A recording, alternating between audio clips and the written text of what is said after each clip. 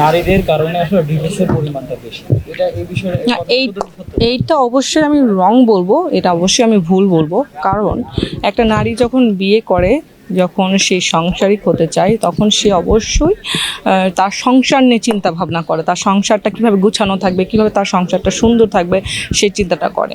তবে হ্যাঁ, কিছু নারী তো আছে যাদের হচ্ছে দেখা যাচ্ছে সংসার বাদেও অনেক কিছু ভালো লাগে, পছন্দ, তারা অন্য কিছু মানে চলে যায়, বা হচ্ছে আপনার কি বলে কি এটা পরের মধ্যে চলে যায়, তাদের সাবজেক্টটা পুরোটাই আলাদা, বুঝছেন। এটার এটার এটার কারণ পুরোটাই হচ্ছে আমি যদি বলো তাহলে বলবো যে তাদের পার্সোনাল চাহিদার জন্য হয়তো বা একে অপরকে ছেড়ে অন্য কারোর সাথে রিলেশন করে, বা ওই টাইপ পরকের মধ্যে জড়ায় যায়। তো আমি মনে করি যারা ম্যারিড বা যারা বিবাহিত, তাদের আসলে যত যাই হোক তাদের সংসার নিয়ে ভালো থাকা উচিত, তাদের সংসার নিয়ে চিন্তা করা উচিত। হ্যাঁ, ভালো তো লাগতেই পারে, কিন্তু সংসার ছেড়ে না, সংসার ছেড়ে যাওয়াটা আসলে এটা কোনো বুদ্ধিমানের কাজ, বুদ্ধিমতির কাজ না। বিয়ে হইলে একটা হাজব্যান্ড ওয়াইফ সব কিছু হয়ে যায় এবং তারা পরকালের সাথী হয়ে যায়। তো আমি মনে করি যে প্রত্যেকটা মেয়ের, প্রত্যেকটা ছেলের উচিত সুন্দর করে সংসার করা।